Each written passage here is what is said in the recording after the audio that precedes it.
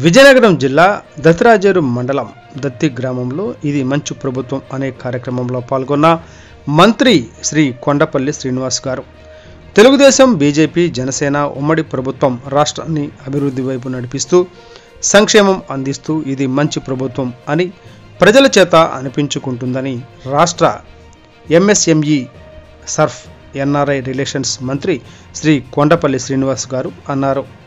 ఈ సందర్భంగా మంత్రి గారు మాట్లాడుతూ రాష్ట్ర ప్రభుత్వం గడిచిన 100 రోజుల్లో చేసిన మంచి పనులను ప్రజలకు వివరించారు.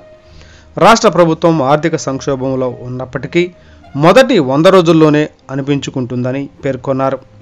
కూటమి ప్రభుత్వం సామాజిక పింఛన్లు 3,000 రూపాయల నుంచి 4,000 రూపాయలకు పెంచిందన్నారు.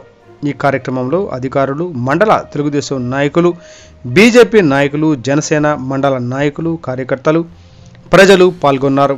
Today TV reporter Sera Ramakrishna, Dattirajeru మండలం, విజయనగరం జిల్లా.